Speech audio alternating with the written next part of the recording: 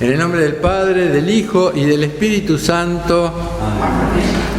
Hoy estamos celebrando el segundo domingo de Adviento, que es el testimonio de San Juan Bautista. Y lo acabamos de oír en el Evangelio. Fuerte lo que dice. Y lo dice contra el clero, San Juan Bautista, como buen profeta, que es. Los profetas fundamentalmente fueron investidos, salieron al mundo justamente para quejarse de los religiosos, de los clérigos fundamentalmente. Por eso los mataban.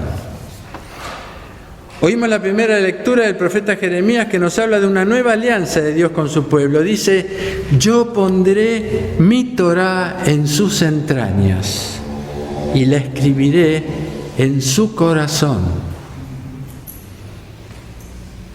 ¿Qué tiene que ver eso con la ley? Porque la ley hay que cumplirla. Y la Torá en el corazón no es una ley.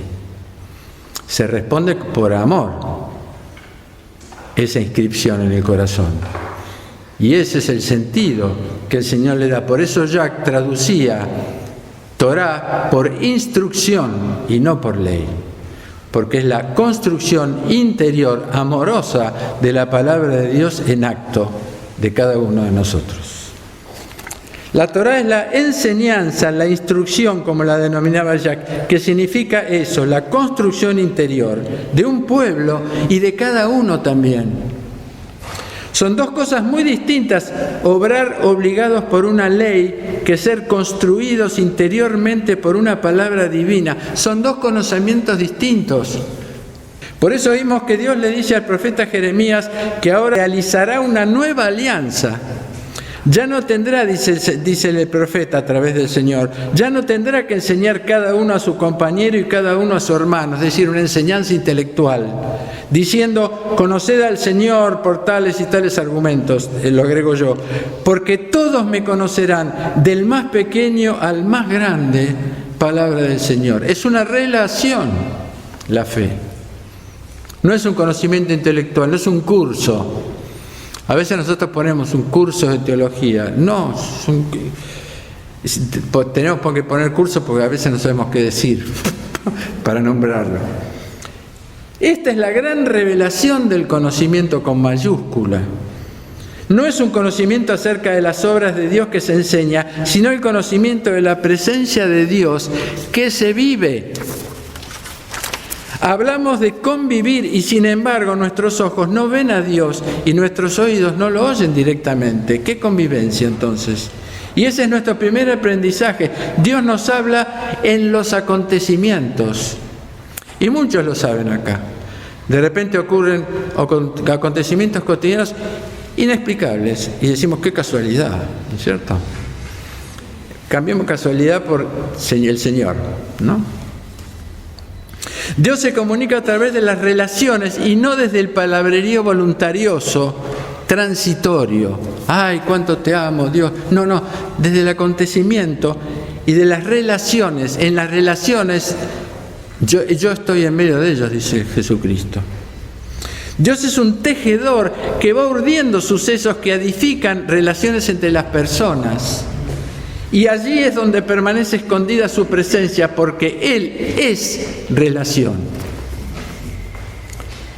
Es una enseñanza magnífica porque nos hace protagonistas del vínculo y no simplemente confusos auditores de la palabra. Que si hacemos un pequeño estudio, yo digo una cosa, el que está al lado le digo que lo repite y dice algo parecido, el otro le dice un poco menos parecido y al final terminamos con cualquier cosa. Eso, Sanefrén el Sirio, que acá hay alguien que lo ama mucho, Sanefrén el Sirio, dice: el don de la palabra fácil, el no don de la palabra fácil.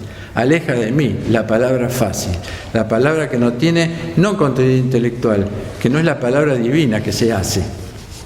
El Señor necesita de nosotros la presencia de su palabra en los actos de nuestra vida. Hoy la Iglesia nos enseña que por San Juan Bautista, que Dios necesita forjadores del encuentro de Dios y de los hombres. Y muchos lo sabemos eso. A veces somos de otras iglesias y tenemos una amistad como si fuéramos una única comunidad. Tenemos testigos. Su primera palabra pública de San Juan Bautista, y sigue siendo: convertíos. Misma palabra que penitencia, que significa en griego metanoia, cambio de espíritu significa metanoia. Meta es cambio, nous es espíritu, muchas veces se traduce como mente, pero nous es espíritu. Y su primera palabra pública fue convertíos, cambien el corazón, su corazón espiritual. Y la conversión es la relación que nace en el reconocimiento de nuestras faltas y del perdón, que solo Dios nos ofrece el perdón. Porque nuestra conversión no es religiosa, es espiritual. Por eso este anuncio de Juan se continúa con el rito sacerdotal del bautismo. Juan hace esto e inicia el bautismo. Y lo realiza fuera del templo de Jerusalén, en el desierto. En el Evangelio de Marcos dice algo más. Dice, del otro lado del Jordán. Es decir, que Juan Bautista cruza de nuevo el Jordán como para iniciar a través del bautismo una nueva entrada al Jordán del pueblo de Dios. ¿Me explico? Un lugar, y este lugar que él elige para este rito del bautismo es un lugar sin construcciones humanas, ni religiosas, ni edilicias, ni políticas, ni sociales. Dios elige la desnudez del desierto, una fuente de agua natural, que es el río Jordán, y una voz despojada de todo pensamiento autorreferido. Él no habla de él. Él lo único que dice es yo, la voz del que grita en el desierto, pero ni siquiera es una palabra de él, es una palabra de Isaías. Él es la voz de la palabra. Juan es la voz del Verbo antes de que la palabra se haga acto en el Hijo del Hombre. Él precede al Señor. El símbolo de eso en la gran entrada que vamos a hacer ahora es el cirio que lleva adelante este acólito. Ese es San Juan Bautista. Y después el que lleva los dones, el diácono, es el Cristo. Este camino que se hace de la gran entrada que se va a hacer ahora, simbólicamente significa eso. Juan es la voz del Verbo y él vino a anunciar la venida del reino, pero también denunció fuertemente la presencia del mundo en el pueblo elegido, porque nosotros vivimos con un pie en el reino y con un pie en el mundo. Y esa es la crisis humana, que lamentablemente la tenemos los humanos. Nada más, siempre tenemos que estar eligiendo entre el mundo y el reino. Pero es muy interesante porque cuando Jesús habla del mundo, no habla del desprecio de toda la obra humana. San Isaac el Sirio, que es uno de los grandes espirituales del siglo VII y de todos los siglos, dice algo muy interesante con respecto al mundo. El mundo es el momento en el cual cada uno de nosotros está en el mundo cuando está viviendo dentro de las pasiones humanas, de las pasiones. Inmediatamente cuando salimos de las pasiones, salimos del mundo y entramos en el reino. Es decir, el mundo no es el desprecio de todo esto, es la exageración, la multiplicación de bienes en exceso. Y eso es lo que se llama el pecado también. Y eso es lo que se llama el mundo. O sea que nosotros podemos estar en el mundo cometiendo un pecado, por ejemplo, a mí no me gusta la palabra pecado, pero bueno, pero podemos salir inmediatamente del mundo rezando y estamos en el reino. A veces estamos en el reino, a veces estamos en el medio también, no solamente, pero acá venimos a practicar el reino. La liturgia es la práctica de la vida espiritual y del reino de los cielos. Ese fue y puede ser ahora nuevamente el fracaso del pueblo de Dios, ser asimilados por el mundo, porque la liturgia, la iglesia, la teología, todo puede ser asimilado por el mundo también, y eso lo vemos también en las iglesias.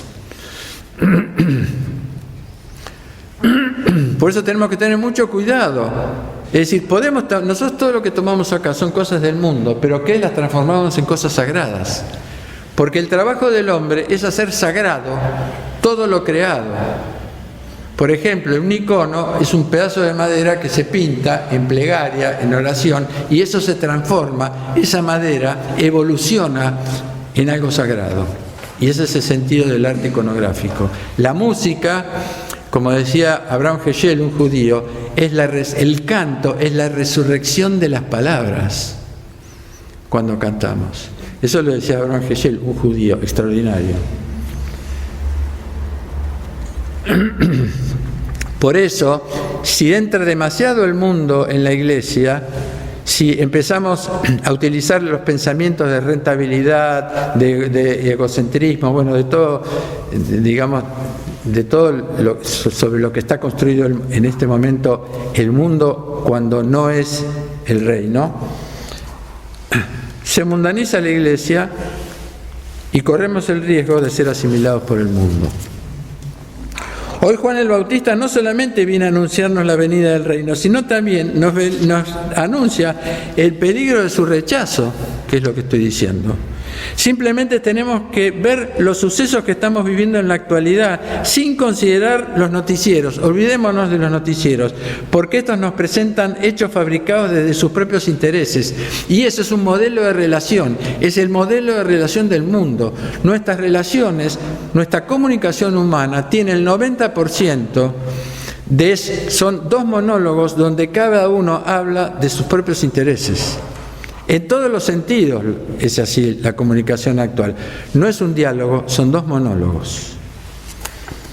Hoy el precursor nos testimonia que esa conversión que nos conduce al reino comienza con un rito cuyo trono va a ser la liturgia. Del bautismo surgió la liturgia. Y justamente es en la liturgia donde todos aprendemos a ser voces de la palabra. No decimos lo que se nos ocurre, cantamos lo que oímos, que es la palabra de Dios. Y en ese silenciamiento de nosotros mismos, en esa alabanza que da testimonio de la grandeza de Dios desde nuestra pequeñez, es cuando somos nombrados para recibir el pan sustancial de nuestra existencia, que es la Eucaristía. En la liturgia dejamos de ser nuestro yo. Nos dicen hasta lo que tenemos que hacer, de pie, en silencio, levantados, prosternados, somos simplemente obedientes. Nuestro yo se pierde y en un momento, en el momento fundamental de la liturgia, somos nombrados cuando recibimos la Eucaristía. Estela comulga con el cuerpo y la sangre de nuestro Señor.